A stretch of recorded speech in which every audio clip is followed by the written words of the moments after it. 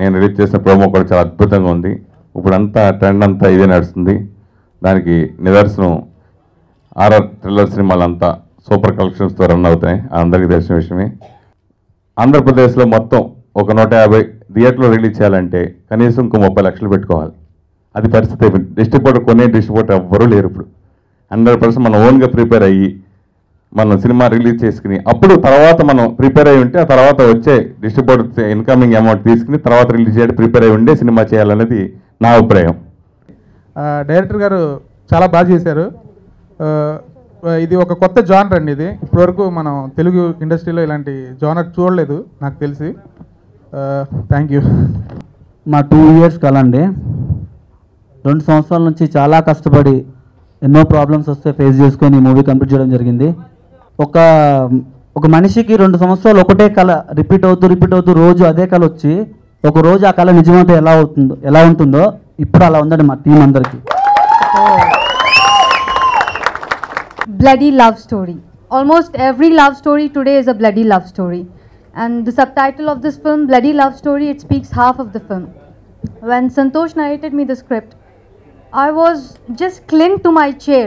I was like, "Aisa kyun ho raha hai? Why is this happening? What next? What next?" The entire story of this film is a psychotic thriller. Like, you will not understand what's happening, the twists, the turns. It's like an Hollywood style film. I'm so jaw-dropped, I'm so struck looking at this trailer, the songs.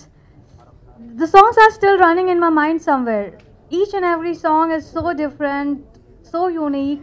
You just feel like tapping your leg and listening to it again and again.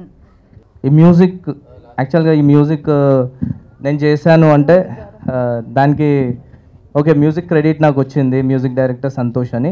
నాకు music చేయాలంటే నాకు background కూడా కొంచెం అవసరం అనమాట. So నా music గురూజీస్ ఉన్నారు నాకు 2, Shankar Tamiri and Murali Lyons. Different genre ఈ మూవీ. దీనికి మ్యూజిక్ కూడా చాలా ఇంపార్టెంట్, అందుకని చాలా కేర్ తీసుకొని ఆరాధన చేయడం జరిగింది. అండ్ ఈ అవకాశం ఇచ్చిన సంతోష్కి థ్యాంక్ యూ. ఈ సినిమా కోసం ఇక్కడ ఉన్న ప్రతి ఒక్క మా యూనిట్ అంతా 2 సంవత్సరాలు కష్టపడ్డారు.